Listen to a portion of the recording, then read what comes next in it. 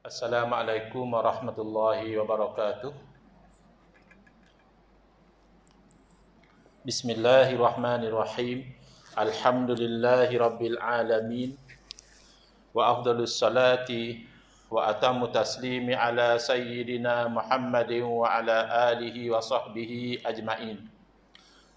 Rabbi shrah li sadri wa yassir li amri wahlul 'uqdatam min lisani yafqahu qawli. Subhanaka la ilma lana illa ma 'allamtana innaka antal alimul hakim. Allahumma akhrijna min zulumatil wahmi wa akrimna binuril fahmi waftah alaina bima'rifatil ilmi wa sahhil akhlaqana bil hilm waj'alna mimman yastami'una al-qawla fayattabi'una ahsanah. Allahumma ati nufusana taqwaha wa zakkiha anta khairu man zakkaha anta waliyuha wa maulaha. Allahumma arinal haqqa haqqan warzuqna ittiba'ah wa arinal batila batilan warzuqna ijtinabah. Allahumma anfa'na bima 'allamtana wa 'allimna ma yanfa'una wa zidna ilma wa huda, amma ba'd. Alhamdulillah, muslimin, muslimat, hadirin hadirat yang saya hormati. Moga-moga kita semua dirahmati dan diberkati oleh Allah Subhanahu wa taala. Baik yang hadir secara fizikal bersama kita di dalam surau Jumaat An-Naim section 5 Wangsa Maju, ataupun yang hadir secara virtual, secara online. Dua, satu di Facebook dan satu lagi di TikTok. Jadi untuk semua yang hadir, sama ada yang berfahaman ahli sunnah wal jamaah, Asy'ariyah, Maturidiyah, maupun yang sudah terpengaruh dengan fahaman Wahabi, kita doakan moga-moga Allah Ta'ala merahmati dan memberkati kita semua. Kemudian yang kedua, kita memohon kepada Allah Subhanahu Wa Taala moga-moga kita dikurniakan kefahaman yang baik di dalam urusan agama sesuai dengan sabda junjungan Nabi kita Nabi Muhammad sallallahu alaihi wasallam, man yuridillahu bihi khairan yufaqihu fid din. Barang siapa yang Allah nakkan dengan dia kebaikan, nescaya Allah beri dia faham dalam urusan agama. Dan moga-moga kita semua dikurniakan oleh Allah Subhanahu Wa Taala akhlak yang mulia sesuai dengan sabda Nabi sallallahu alaihi wasallam, innama bu'istu liutammima makarimal akhlak. Hanya saja aku dibangkitkan demi untuk menyempurnakan kemuliaan akhlak. Alhamdulillah, syukur kehadrat SWT setelah sekian lama terhenti pengajian kita, tergendala kerana beberapa urusan, dan ada saya ingat juga kerana faktor kesihatan. Dengan taufik hidayah daripada Allah Ta'ala, malam ni kita menyambung semula pengajian kitab Limadha ana Asy'ariyun la Wahabiyun. Tajuk dan kitab asalnya dalam bahasa Arab. Terjemahannya, mengapa saya dalam akidah itu berpegang dengan pegangan Asy'ari dan tidak berpegang dengan pegangan Wahabi. Kitab disusun oleh Abu Hassun Ibn Ahmad bin Hawan Al-Atasi Al-Fatani, hafizahullah ta'ala wa nafa'ana bihi wa bi'ulumihi fid daraini amin. Jadi pengarang kitab asalnya orang Fatani, tapi beliau menyusun kitab di dalam bahasa Arab dan diterjemahkan kemudiannya ke dalam bahasa Melayu. Kita sampai ke muka surat 11.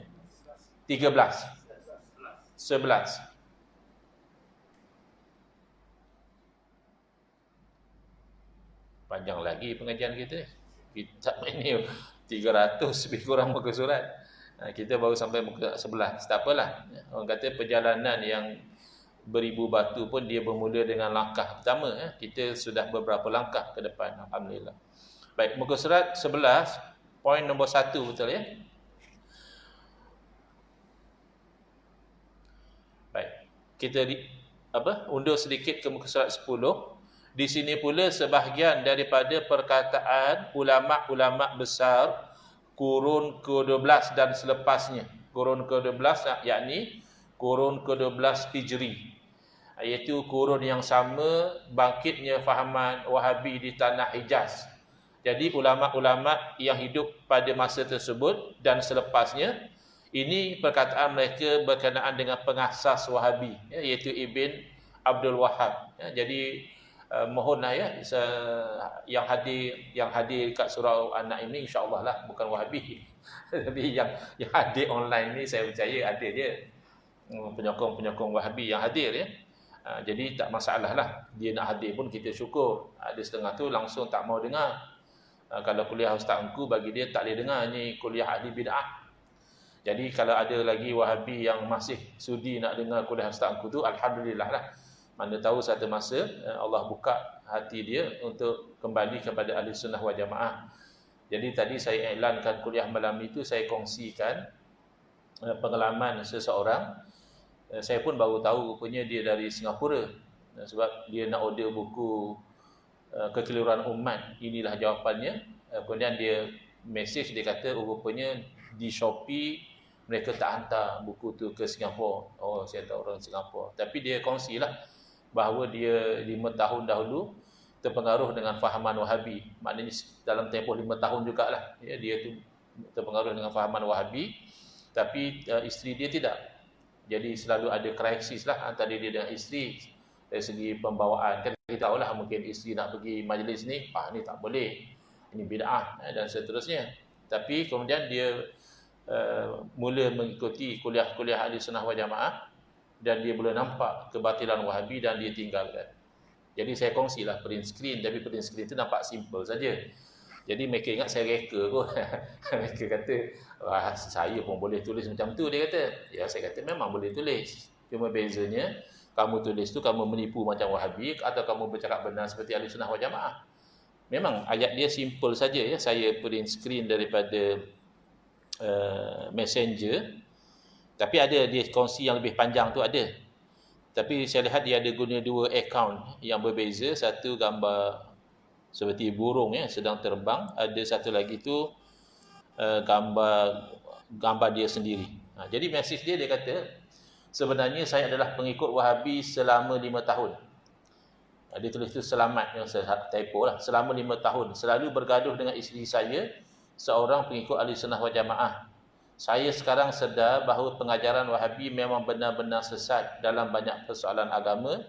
Saya mengambil keputusan untuk keluar dari ajaran Wahabi yang sesat itu. Jadi ramailah komen marah. Saya pun boleh tulis macam ni. Cuma ditukarlah. Ditukar. Sebenarnya saya adalah pengikut ahli sunnah wal jamaah selama 5 tahun, kata dia. Selalu bergaduh dengan isteri saya seorang Wahabi. Sekarang saya sedar bahawa pengajaran ahli sunnah wal jamaah memang benar-benar sesat, kata dia. Ya. Jadi saya mengambil keputusan untuk keluar dari ajaran ahli sunnah wal jamaah yang sesat itu. Adalah 2-3 orang dia troll macam itu. Jadi saya kata, kalau memang betul apa yang awak tulis, malang sekali. Awak dah berada pada kebenaran ahli sunnah wal jamaah, awak pergi tinggal, pergi ikut ajaran yang sesat, ajaran Wahabi yang baru beberapa ratus tahun ya, yang datang. Sedangkan ahli sunnah wal jamaah semenjak daripada zaman salaf lagi. Tapi kalau awak menipu, malang 2 kali saya kata. Dahlah awak ingin ikut ajaran sesat, awak tak segan pula menipu. Sedangkan menipu itu ciri-ciri orang munafik. Ya, jadi dia troll, dia ingat saya reka sendiri. Kalau saya nak reka, takkan buat apa kita nak reka. Hidayah di tangan Allah. Kita cerita benda betul. Ini saya hanya kongsikan, orang tu kongsi dengan saya. Dia kata dia berubah. Ya, jadi saya rasa benda-benda macam ini memberi satu kekuatan. Walaupun kita kena troll, kita kena kutuk, kita bahkan kena fitnah, kita rasa alhamdulillah ada juga orang yang mendapat manfaat dari apa yang kita kongsikan dan dia nampak kebenaran. Itu tujuan. Tapi biasalah dia orang marah-marah tu standard. Jadi ini bukan bukti kesesatan Wahabi, saya kata. Ini hanya pengakuan orang yang pernah terpengaruh dengan fahaman Wahabi, kemudian dia insaf. Adapun bukti kesesatan Wahabi, saya kongsi link itu, yang slide ALG berdialog dengan Salman Ali di Perlis. Saya kata, baca slide ini ada bukti-bukti kesesatan Wahabi. Kalau tak setuju, boleh bawa hujah dan dalil, bangkang. Jadi dia ingat print screen orang tu mengaku tinggal Wahabi itulah bukti Wahabi sesat. Bukan. Ya, itu hanya bukti dia insaf. Dan kita rasa syukur dia insaf. Tapi bukti Wahabi sesat antaranya yang kita mengaji malam ni. Okay. Imam Al-Alamah Al-Faqih Muhammad bin Sulaiman Al-Kurdi Asy-Syafi'i Al-Madani yang wafat meninggal dunia pada tahun 1194 Hijriah, ya, kurun ke-12 Hijrah, menyebutkan dalam kitab beliau Syawahidul Haq fil Istighasah bi Sayyidil Khalq. Kan antara ciri Wahabi ataupun penyokong Wahabi, mereka mensyirikkan amalan istighasah dengan Nabi sallallahu alaihi wasallam. Jadi masa sambut Maulid baru ni, ramailah yang dianggap syirik oleh Wahabi. Di Pakistan sampai ada yang bom, orang setengah sambut Maulid dibom sampai meninggal puluhan umat Islam terbunuh ketika sedang menyambut Maulid, kerana mereka menganggap ucapan-ucapan yang keluar daripada orang yang sambut Maulid itu adalah ucapan yang syirik. Antaranya misalnya dia mengatakan aghithna ya Rasulullah, tolonglah kami wahai Rasulullah. Itu namanya istighasah. Ataupun madad. Madad itu maksudnya pertolongan. Kita minta pertolongan daripada Nabi SAW, maka bagi orang Wahabi itu adalah syirik. Kerana minta tolong adalah dengan Allah. Kita pun setuju sebenarnya. Minta tolong hakikat dengan Allah. Itu disokong oleh hadis Nabi SAW, "Idza sta'anta fasta'in billah." Bila kamu minta tolong, hendaklah kamu minta tolong dengan Allah. Kita juga baca dalam surah Al-Fatihah, "Iyyaka na'budu wa iyyaka nasta'in." Akan dikau kami sembah dan akan dikau kami meminta pertolongan. Jadi itu tidak ada khilaf. Minta tolong dengan Allah tu sepakat. Tapi kita juga sepakat boleh kita itu minta tolong kepada makhluk. Tapi minta tolong pada makhluk ini hanya atas jalan usaha dan ikhtiar. Atas jalan sebab dan musabab. Hakikatnya makhluk tidak boleh tolong. Itu hakikat. Mana dalil? Antaranya firman Allah Ta'ala, Allah berfirman, "Qul la amliku li nafsi naf'an wa la darra." Katakanlah, Allah perintah kepada Nabi SAW untuk beritahu kepada orang ramai, la amliku li nafsi, aku tidak milik untuk diri aku sendiri, naf'a, sebarang manfaat, wala darra, dan juga sebarang mudarat. Maknanya kalau Nabi SAW tak milik untuk diri baginda, untuk orang lain lebih-lebih lagi. Bila tu? Bila Allah perintah Nabi SAW beritahu bahawa baginda tak milik apa-apa tu? Ketika baginda SAW masih hidup. Jadi berbeza dengan pegangan Wahabi. Jadi dia mengaku je, maaf ya, ada Wahabi yang ikut live ni. Tapi kalau yang masih terbuka, okey lah. Kalau yang sudah taksub, siapa suruh ikut? Dah tahu Ustaz Engku akan cerita kesesatan Wahabi, yang kamu pergi follow juga live, buat apa kan? Saja nak terus lah, tak apalah. Terpulang lah.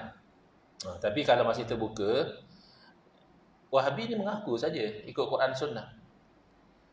Quran kata bahawa dari segi hakikat, Nabi SAW tidak boleh memberi sebarang manfaat ataupun mudarat ketika baginda masih hidup lagi. Wahabi kata tidak. Kalau orang hidup, okey, dia boleh tolong. Maka minta tolong orang hidup tidak syirik. Yang syirik minta tolong dengan orang mati sebab dia tak boleh tolong.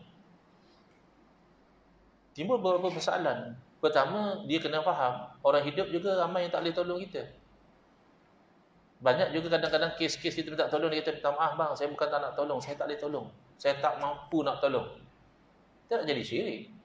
Semata-mata orang hidup tak boleh tolong kita, lalu kita minta tolongan dia jadi syirik, tidak. Yang kedua, dia kata orang hidup boleh tolong, orang mati tak boleh tolong. Persoalan kita, orang hidup boleh tolong tu secara hakikat atau secara asbab. Kalau dia jawab secara hakikat, itulah syirik. Kerana dia mengingatkan selain daripada Allah boleh memberi secara hakikat. Kalau dia menjawab secara asbab sahaja, maka demikianlah orang mati menjadi sebab kepada pertolongan. Macam mana pula dia dah mati? Bolehkah dia tolong kita? Ya, dengan jalan doa. Sebab itu minta tolong orang mati ni hanya orang mati yang soleh saja. Para nabi, para wali, bukan sebarang orang mati kita minta tolong. Hanya orang-orang mati yang kita lihat ada kemuliaan di sisi Allah, maka mengharapkan bila mereka berdoa kepada Allah, maka Allah memperkenankan doa mereka. Jadi mereka menjadi sebab kepada kebaikan. Boleh ke orang mati berdoa? Ya boleh, sabit dalam hadis-hadis.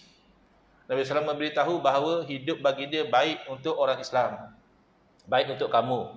Dan mati baginda juga kata baginda baik untuk kamu. Kerana masa saya hidup, saya bercakap dengan kamu. Kamu bertanya, saya jawab, kamu faham agama. Habis kalau Nabi wafat, takkan baik juga. Baik juga kata Nabi. Kerana bila saya wafat, amalan kamu dipamerkan kepada saya. Yang mana amalan kamu tu baik, saya memuji kepada Allah. Saya kata Alhamdulillah, saya puji Allah. Tapi mana amalan kamu yang dipamerkan pada saya itu buruk, saya itu berdoa memohon ampun buat kamu. Jadi bolehnya orang berdoa selepas kematian, itu sabit dalam hadis. Itu khususiah Nabi, itu Nabi seorang je, siapa kata? Dalam riwayat lain, Nabi SAW memberitahu bahawa amalan seseorang itu dipamerkan kepada saudaranya yang telah meninggal dunia. Kalau saudaranya melihat amalannya itu baik, maka saudaranya itu memuji kepada Allah Subhanahu wa taala. Dan kalau saudaranya melihat amalannya itu buruk, maka saudaranya itu berdoa, ya Allah, janganlah engkau matikan dia sebelum kau beri hidayah kepada dia sebagaimana kau telah beri hidayah kepada kami. Kamu nak tolak hadis, kamu cakap saja kami ikut Quran Sunnah. Quran kamu tak pakai, Sunnah kamu tak faham. Yang kamu tahu Quran Sunnah hanya kalau Quran al-yauma akmaltu lakum dinakum. Kalau Sunnah hanya kullu bid'atin dhalalah. Itu saja yang kamu perniagakan setiap hari. Padahal Quran dan Sunnah lebih luas daripada itu. Baik. Jadi kata beliau, wahai Ibn Abdul Wahhab, assalamu ala manittaba'il huda. Salam sejahtera bagi orang yang mengikut jalan petunjuk.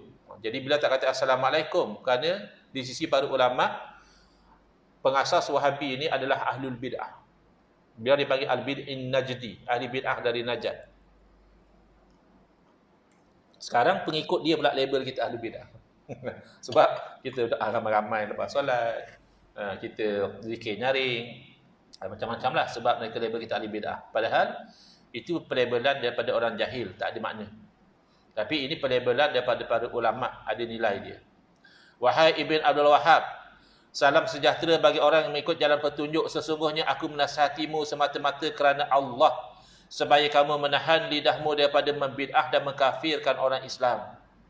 Sekiranya kamu dengar ada orang yang beriktikad bahawa kesan istighathah itu datang daripada selain Allah, maka terangkanlah kepada orang itu kebenaran dan nyatakanlah kepadanya dalil bahawa selain daripada Allah Ta'ala tidak ada sesuatu pun yang boleh memberi kesan.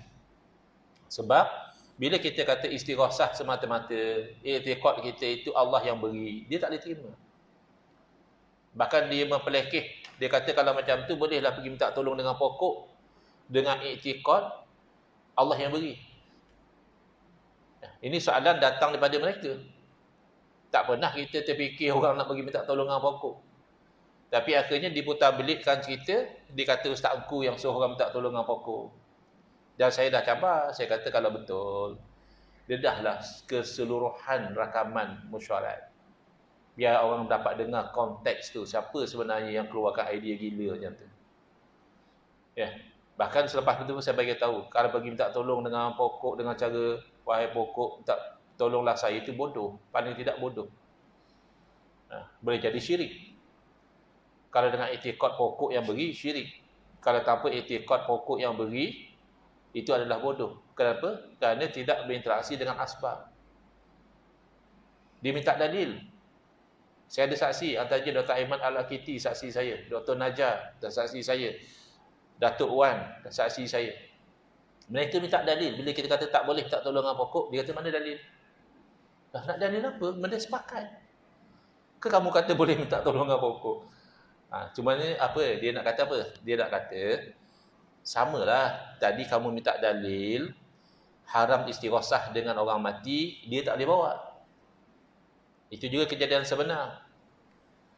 Saya tanya, ada ke dalil haram istighasah dengan orang mati? Yang berkenaan jawab, dalil banyak dalam Quran semua. Saya kata bab mai satu. Kata dalil banyak, kita apalah cerita satu dalil. Sampai habis musyarat satu dalil pun tak bawa. Jadi dia nak balas balik tu, bila kita tak bawa dalil, nak perlu dalil apa? Minta tolong dengan pokok. Pokok bukan asbab. Ya, minta dalil tak boleh makan batu. Tak perlu bang. Batu tu bukan makanan. Tak perlu dalil tak boleh makan batu.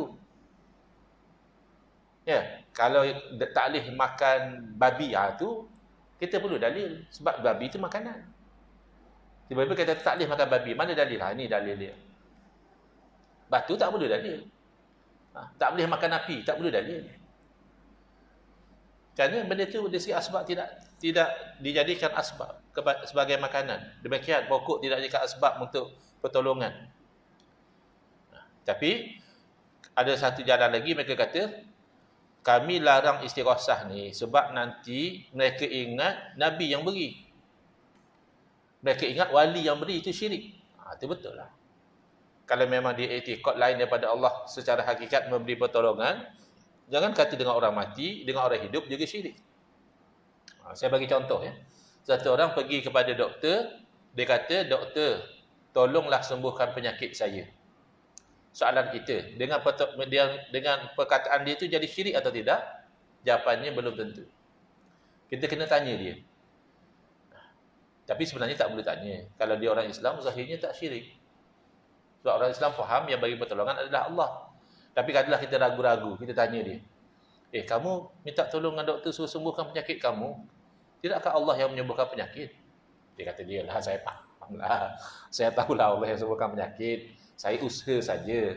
Kotlah doktor usaha ikhtiar, dengan izin Allah saya sembuh. Itu maksud saya. Jelaslah tidak syirik. Tapi kalaulah ini takdir saja, tapi kita tidak bayanglah orang Islam sampai sanggup cakap macam itu. Takdir sajalah. Satu orang tu dia dah lama sakit, katakan 5 tahun menderita sakit, tengok-tengok dia sembuh, sihat. Lalu kita kata kepada dia, syukurlah kepada Allah, ya, Allah dah sembuhkan penyakit kamu. Dia kata, mana ada Allah sembuhkan penyakit saya? Saya 5 tahun sakit, tiap-tiap malam saya minta kepada Allah sembuhkan penyakit saya, tak sembuh pun. Baru seminggu saya berobat dengan doktor, sembuh. Doktor yang sembuhkan penyakit saya, bukan Allah. Jelas syirik. Walaupun doktor tu masih hidup. Jadi dia bukan isu yang diminta tolong itu masih hidup ataupun telah meninggal dunia. Pertama, adakah jadikan asbab?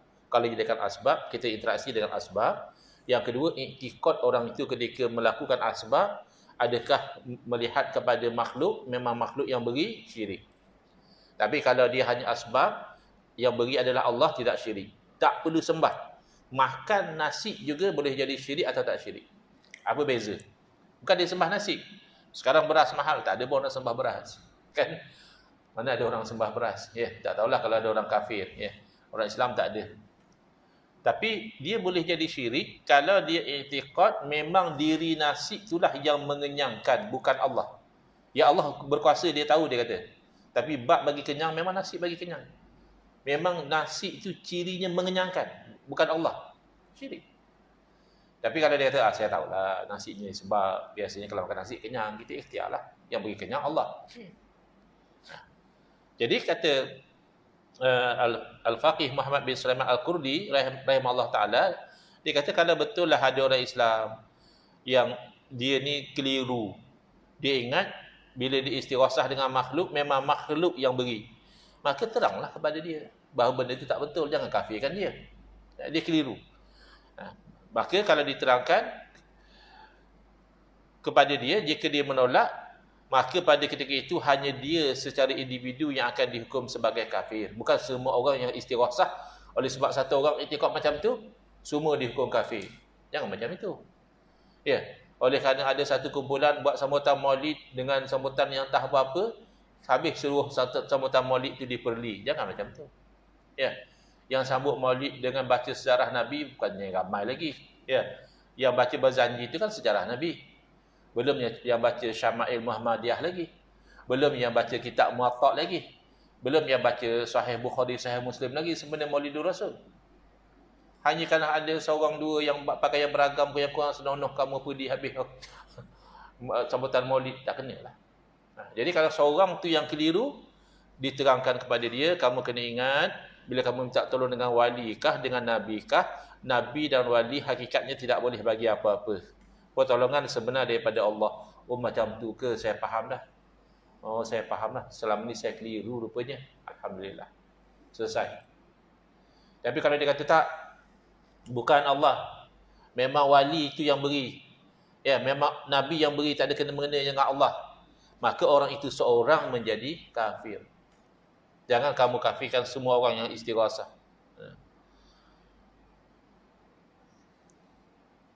Jika dia menolak, maka pada ketika itu hanya dia secara individu yang akan dihukum sebagai kafir.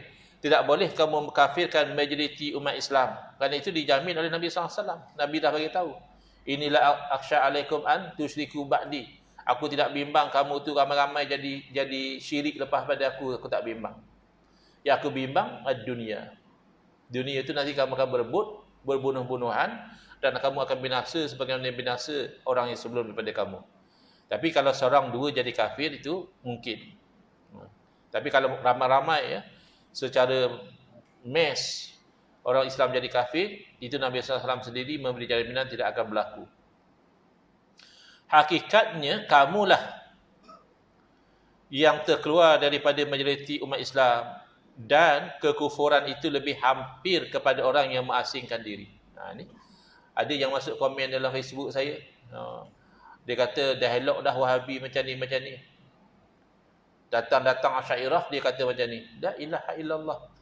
Abang, Asy'ariyah tu dah ribuan tahun bang, 1000 tahun lebih dah. Asy'ariyah berjuang. Wahabi ni baru 200-300 tahun tu bunuh orang Islam. Bukannya berperang lawan orang kafir. Baca sejarah Wahabi, yang Wahabi tembak, bunuh, sembelih tu orang Islam. Ya, tak ada peperangan Wahabi dengan orang kafir, tak ada. Wahabi berperang lawan orang Islam. Tiba-tiba dia bercakap tu seolah Asy'ariyah ni baru muncul 2 minggu lepas. Ini pemikiran orang yang dah terbalik ikut. Jadi nak beritahu kamu tu yang minoriti, kamu tu yang kena bimbang. Sebab Nabi SAW bagi tahu alaikum bil jamaah, wajib kamu itu bersama dengan jamaah. Wa man syadza ilan nar. Kalau kamu tu ganjil daripada jemaah umat Islam, kamu nanti akan ganjil masuk dalam neraka. Dan bahkan Nabi SAW beritahu fa inna syaitana ma'al wahid. Syaitan tu dia akan bersama dengan yang seorang. Maknanya yang seorang lebih mudah disesatkan. Wa huwa minal isnaini ab'ad. Syaitan kalau dengan yang berdua lebih jauh. Berarti kalau syaitan dengan seluruh majoriti umat Islam, majoriti para ulama, tentulah syaitan lebih jauh berbanding dengan kamu yang seorang dua bawa fahaman yang ganjil. Jadi hakikatnya kamulah yang terkeluar daripada majoriti umat Islam, dan kekufuran itu lebih hampir kepada orang yang mengasingkan diri daripada majoriti umat Islam, kerana dia mengikut jalan yang lain daripada jalan orang-orang yang beriman. Allah SWT telah berfirman. Ini dalil kalau orang Wahabi nak dengar lah, dalil ayat Quran.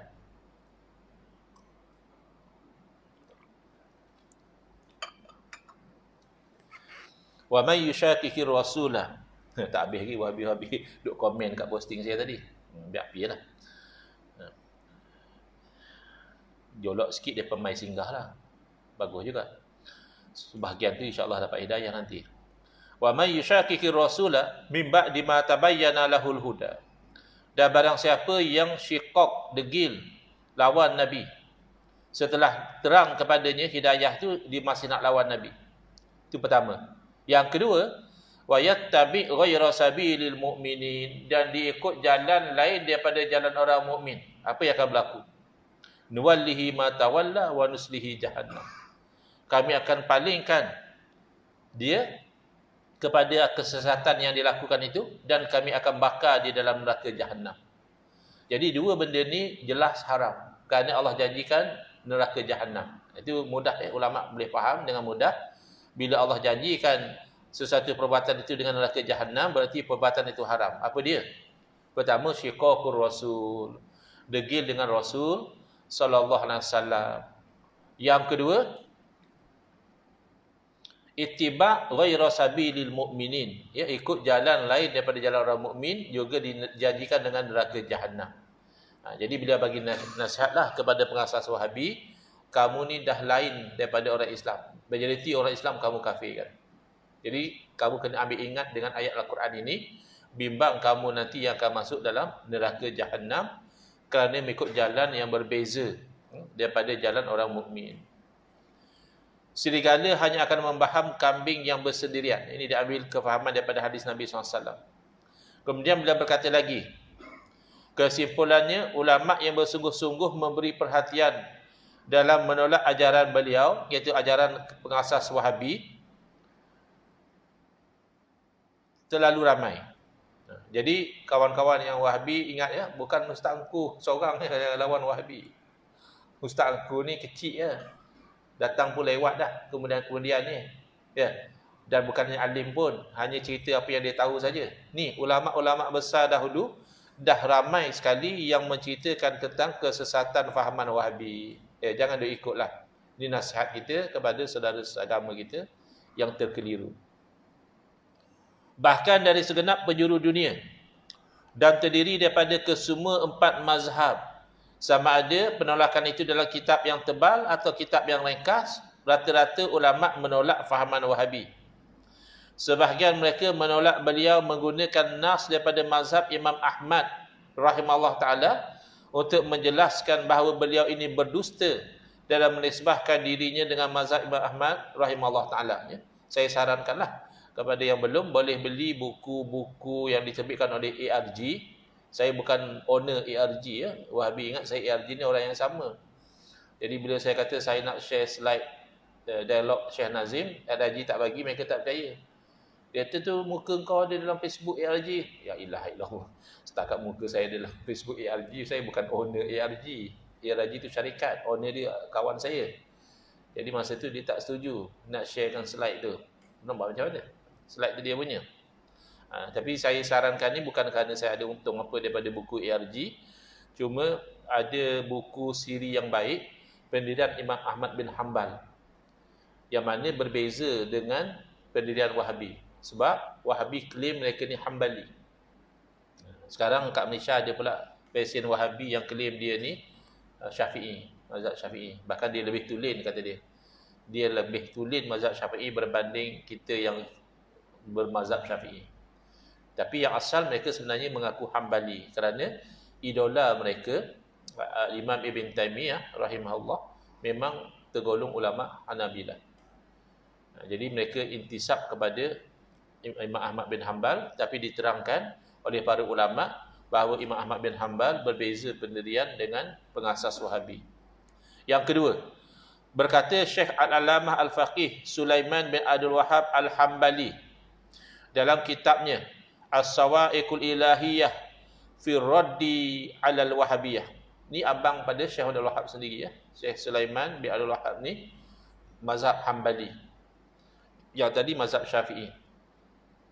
Sesungguhnya golongan Wahabi ini telah terkeluar daripada ahli sunnah wal jamaah. Jadi ada orang kata, abang dia tolak bukan bukti dia salah. Nabi dulu pun pak saudara dia tolak. Lain bang. Nabi bawa ajaran yang betul. Ya, Syekh Abdul Wahab bawa ajaran yang bercanggah dengan Quran, sunnah dan ijma'. Takkan kamu nak bandingkan dia pengasas fahaman bid'ah dengan Nabi SAW, tak sama. Mereka telah mengkafirkan ummah Muhammadiyah dan telah menjadi dalang terhadap pergolakan negara-negara Islam. Pada masa itu, mereka memberontak melawan Khilafah Utsmaniyah.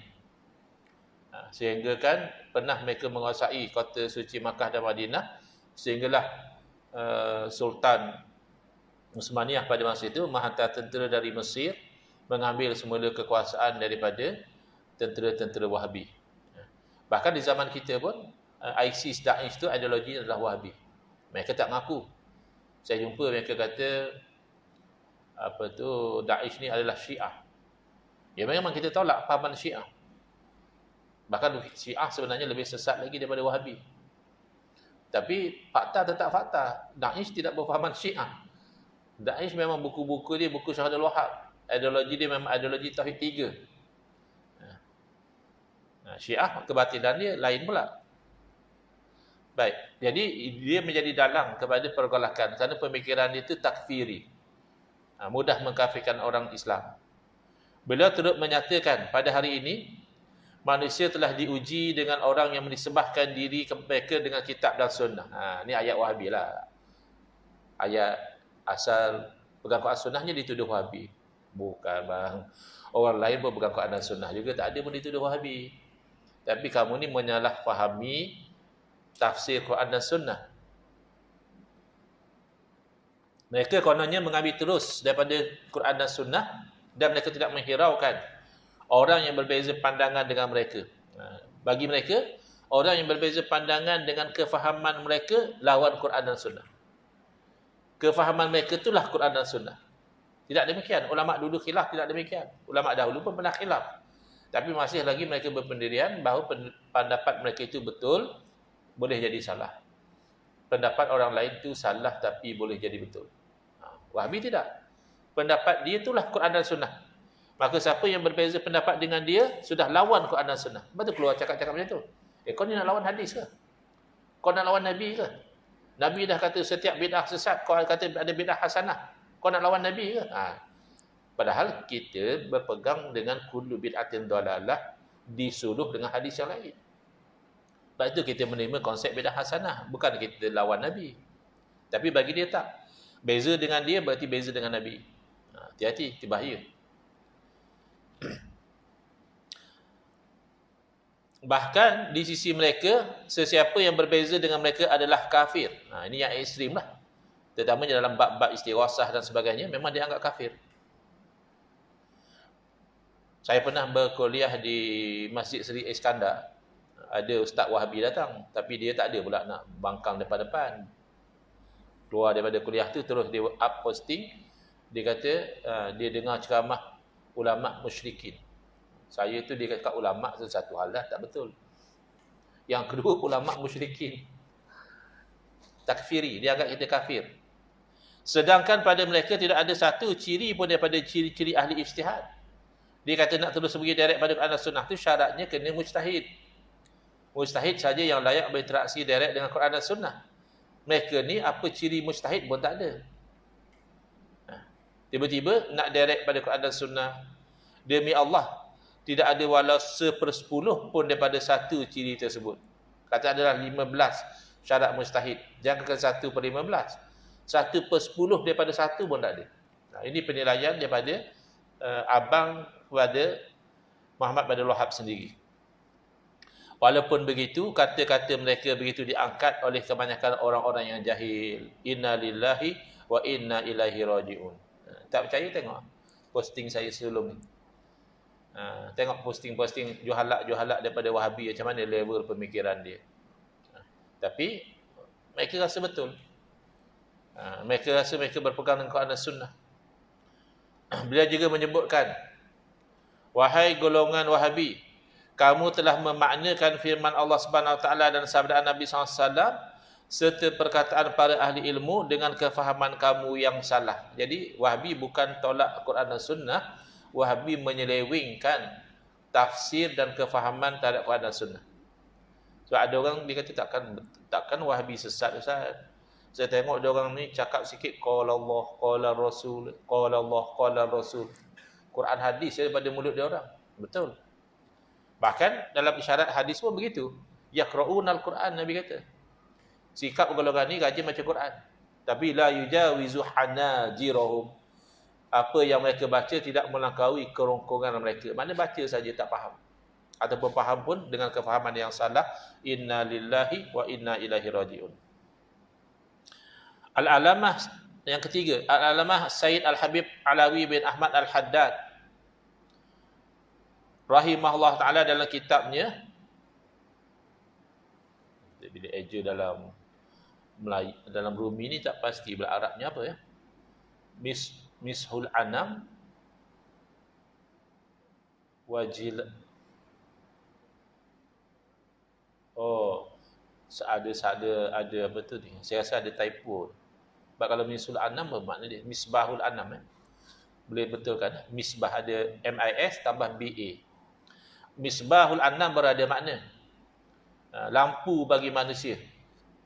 Wajala'uz zalam, penerang bagi kegelapan.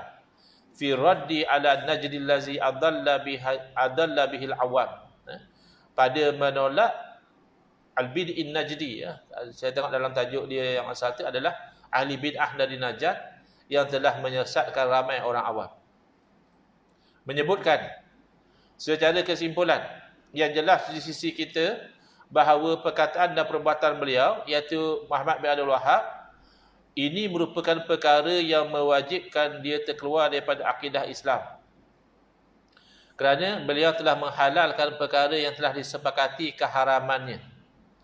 Lagi telah masyhur diketahui semua orang Islam bersama beliau merendahkan para nabi dan rasul serta orang-orang soleh, sedangkan merendahkan mereka adalah kafir mengikut kesepakatan keempat-empat imam. Sebab tu kita lihat ada kecenderungan orang yang terpengaruh dengan pemahaman Wahabi ni, dia macam tak berrespek dengan Nabi sallallahu alaihi wasallam. Dia seperti nak anggap Nabi ni orang biasa. Tak ada apa keistimewaan, hanya kan kebetulan dapat wahyu je. Kalau tak Nabi ni pun tak ada apa-apa, kata dia. Dia ada kecenderungan ke arah situ. Yang keempat, berkata Syekh Al-Alamah Al-Faqih Uthman bin Abdullah bin Jami' Al-Hambali An-Najdi, ulama Najd sendiri, dalam kitabnya, macam ni senang, dia ada bahasa Arab dia, Al-Fawaidul Muntakhabat fi Syarhi Akhsaril Mukhtasarat. Apa faedah-faedah yang dipetik pada mensyarahkan summary yang paling ringkas. Mukhtasarah tu dah ringkasan yang paling ringkas. Pada bab solat, dalam masalah mengangkat tangan ketika berdoa selepas zikir. Angkat tangan pun jadi isu. Dengan ini jelas kepada kamu kesesatan pandangan yang dibawa oleh penyeleweng Ibn Abdul Wahhab berkenaan larangannya daripada mengangkat tangan untuk berdoa selepas berzikir dan berwirid.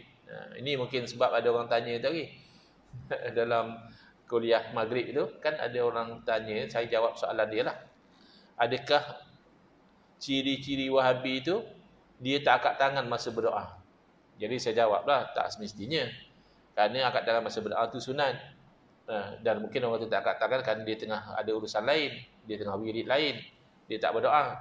Tapi kalau sampai membid'ah sesatkan angkat tangan tu mungkin Wahabi. Rupanya dia melarang, tak boleh kata dia angkat tangan berdoa selepas solat. Syekh Al-Alamah Ahmad bin Muhammad As-Sawi Al-Maliki rahimahullah taala dalam hasyiah beliau ke atas kitab tafsir Al-Jalalain, ya. Jadi tafsir Jalalain ni masyhur, ya. Dua orang ulama, guru dan murid saling membuat tafsir. Guru tulis dulu, tak habis, murid lengkapkan. Hebatlah ulama dulu. Tok guru tak habis dalam kitab, dia boleh habis, kan. Kita tok guru tak habis ayat pun kita tak tahu nak habis macam mana. Jangan kata nak habiskan kitab, ya. Jadi beliau buat catatan tepi dan hasyiah. Jadi Imam As-Sawi mengatakan, dikatakan ayat ini, ayat mana tu? Afaman zuyyina lahu su'u amalihi fara'ahu hasana. Orang yang dihiasi buruk amalan dia, lalu dia melihat amalan buruk dia itu baik. Jadi dikatakan ayat ini turun berkaitan kelompok Khawarij yang membuat penyelewengan dalam mentakwil kitab dan sunnah. Jadi minta maaf, ya, penyokong-penyokong Wahabi. Wahabi ni dinilai oleh para ulama sejenis Khawarij. Jadi Khawarij ni apa kesalahan dia? Adakah dia tolak Quran dan Sunnah? Tidak. Dia membuat penyelewengan dalam mentakwil, yakni mentafsir kitab dan sunnah itu diselewengkan. Dan dengan sebab penyelewengan itulah mereka menghalalkan darah dan harta orang Islam, membunuh, merampas. Sama seperti mana yang dapat disaksikan sekarang, mereka adalah satu kelompok di tanah Hijaz yang disebut sebagai Wahabi. Yang tu dipadam, ya, dalam cetakan baru.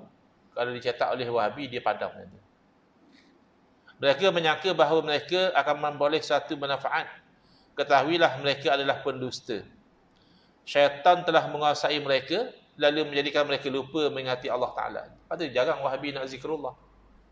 Tapi kalau berdebat, menghentak, menyalah-nyalahkan orang tu rajin. Cuba ajak Wahabi zikir. Dia demam dia. Dia tak minat. Zikir tak minat, selawat dia tak minat. Sebab Kuat syaitan menguasai dia. Bahkan ada di Indonesia saya tengok ada video-video yang Ustaz Ahli Sunnah wal Jamaah ni pula ruqyah kan. Sebab dah masuk jin apa dalam badan. Ya, jadi itulah, jadi tak gemar kepada zikir. Tak gemar kepada selawat. Kerana syaitan telah menguasai mereka, lalu menjadikan mereka lupa akan mengingati Allah. Mereka itu adalah hizbus syaitan, golongan syaitan. Ketahuilah bahawa golongan syaitan itu adalah golongan yang rugi. Cuba tengok akhlak orang-orang yang terpengaruh dengan Wahabi ni, bila dia komen dalam Facebook, macam mana akhlak dia? Adakah itu akhlak? Kita kata ahli sunnah pun ada yang terikut hawa nafsu tu, tapi rata-rata secara majoriti, ya, akhlak orang Wahabi bila komen tak ada. Sebab dikuasai oleh syaitan. Nafsu satu bab, syaitan lagi. Kami memohon kepada Allah Subhanahu Wa Taala yang Maha Pemurah supaya dilenyapkan kemaksiatan mereka. Moga-moga Allah hilangkan kebatilan yang dibawa oleh Wahabi ini, ataupun Allah jaga kita daripada terkena mudarat dia. Yang keenam, habis 7 ni insya-Allah kita berhenti. Berkata Imam Al-Allamah Al-Faqih Muhammad Amin Ibn Abidin Al-Hanafi Al-Dimashqi yang wafat 1252 Hijriah. Terkenal bila sebagai Ibn Abidin, ya? Al-Imam Ibn Abidin. Dalam kitab dia yang masyhur, Raddul Muhtar ala Durril Mukhtar. Ada silap, typo juga tu. Raddul Muhtar, ya? Orang yang dalam keadaan kekhairanan. Ala Durril Mukhtar, permata yang terpilih. Seperti yang berlaku di zaman kita sekarang berkenaan pengikut Ibn Abdul Wahhab yang muncul dari daerah Najd dan telah menguasai 2 tanah Arab. Mereka menganut mazhab Hanabilah, bukan. Mereka menyamar sebagai mazhab Hanabilah, yang tahiluna dalam bahasa Arab dia panggil. Intihal. Mereka macam men-hijack lah. Kononnya mereka lah mazhab Hambali. Akan tetapi beza. Mereka bukan Hambali sebenar. Kenapa? Kerana mereka beriktikad bahawa hanya mereka sahaja yang Islam. Orang Hanabilah sebenar tidak macam itu.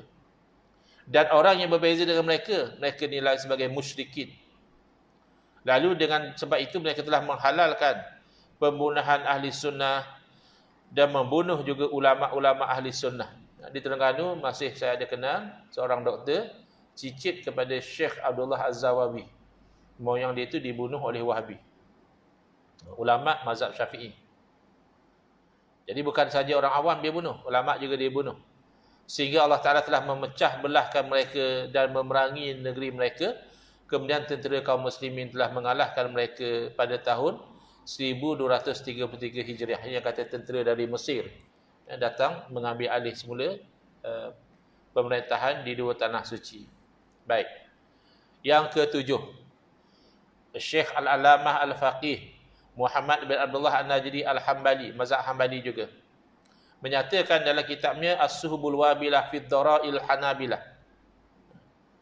Suhub tu awan, ya, awan yang melindungi perkuburan ulama-ulama Hanabilah. Beliau berkata, Abdul Wahhab bin Sulaiman At-Tamimi, ayah kepada Muhammad, iaitu ayah kepada pengasas Wahabi, ialah seorang ahli dakwah yang masyhur, namanya ke serata negeri. Ayahnya ulama. Sebab itu beliau dikenali Ibn Abdul Wahhab. Kalau dalam bahasa Melayu kita ni siapa yang dia buat kecoh, buat kacau ni? Oh, anak Ustaz Wahab. Macam tu. Bapa dia tu orang alim, ya? Pendakwah. Akan tetapi antara mereka berdua terdapat perbezaan yang ketara. Antara ayah dan anak ni tak serasi. Muhammad ini tidak menzahirkan dakwahnya. Ayah dia dah nampak dah lain macam anak aku ni. Tapi masa ayah dia masih hidup, dia belum lantang. Tapi bila ayah dia telah meninggal dunia, barulah dia berlantang menzahirkan dakwah dia. Saya telah menerima perkhabaran daripada orang yang saya temui, yang beliau mendengar daripada sebahagian ahli ilmu yang sezaman dengan Syekh Abdul Wahhab, bahawa beliau sangat memarahi anaknya Muhammad. Mana ayahnya pun tak berapa sukalah dengan perangai anak dia ni. Kerana anaknya ini tidak mahu menyebutkan diri dengan fiqh seperti pendahulunya. Jadi keluarga dia ni keluarga orang alim. Masing-masing mengaji fiqh, tapi anaknya agak pemalas, tak mahu belajar fiqh. Dia lebih kagum nak ambil fatwa-fatwa Al-Imam Ibn Taimiyah. Ayahnya juga telah berfirasat bahawa beliau akan mereka perkara baharu. Mana anak ni akan mendatang satu perkara yang membawa kepada kacau bilau. Beliau juga mengatakan, Muhammad bin Abdul Wahab ini apabila ada orang yang menerangkan kebenaran dan memberikan penolakan kepada apa yang dibawanya, sedang dia tidak mampu untuk membunuh orang itu secara langsung, maka dia akan hantar pembunuh yang akan membunuh orang itu di atas tempat tidurnya atau di kedai. Mana dia hantar assassin lah. Pengikut dia sekarang mungkinlah tak hantar assassin, cuma mereka buat character assassination lah. Dia labelkan kita ni penyembah kubur, dia labelkan kita ni sebagai pelipu lara, kita ni adalah penyembah hadis palsu, character assassination. Jadi supaya masyarakat tengok, tak ada akal ustaz-ustaz ni, ini geng-geng hadis palsu, ni geng-geng penyembah capal dan sebagainya. Character assassination. Dulu memang physical assassination, memang bunuh terus. Kerana dia mengkafirkan orang yang bercanggah dengan pendapatnya dan halal darah mereka. Beliau juga menyebutkan Abdul Rahman bin Abdul Latif, cucu kepada Syekh Muhammad Abdul Wahab berkata, orang-orang Najd sebelum adanya dakwah daripada Syekh Muhammad ini, mereka sangat menjauhi majlis pengajian ilmu dan Islam. Ini dia su'uzon. Bagi dia, datuk dia inilah yang menyelamatkan orang Islam ni. Sebelum datuk dia, orang tak ada ilmu, kata dia. Mereka telah terjerumus ke dalam jurang kesesatan dan kesyirikan yang sangat dalam. Jadi bagi dia, sebelum bapa dia datang, orang Islam itu semuanya syirik. Mereka telah kembali kepada bentuk kesyirikan orang jahiliyah yang terdahulu, sebelum kebangkitan Nabi SAW. Bagi dia, dah jadi syirik balik. Ini kan bercanggah dengan hadis. Nabi SAW dah bagi tahu, bagi dia tak bimbang orang Islam pakat jadi syirik. Tak.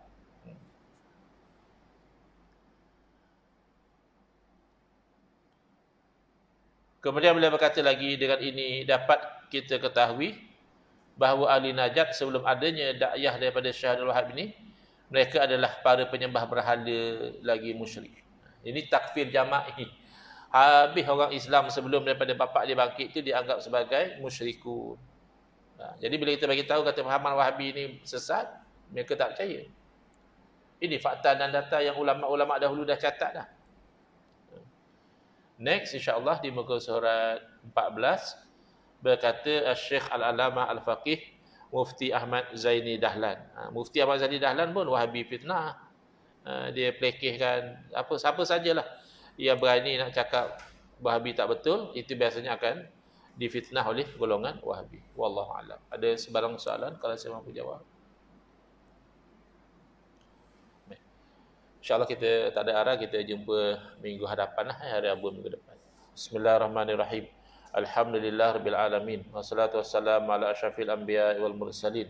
Wa ala alihi wa sahbihi ajma'in. Allahumma syrah sudurana. Wa ahsin akhlaqana wa azim ujurana. Wa nawir qulubana binuri hidayatika. Kama natarada binuri syamsika abadan abada birahmatika ya arhamar rahimin. Walhamdulillah Rabbil Alamin. Amin ya Rabbal Alamin. Wal afu minkum.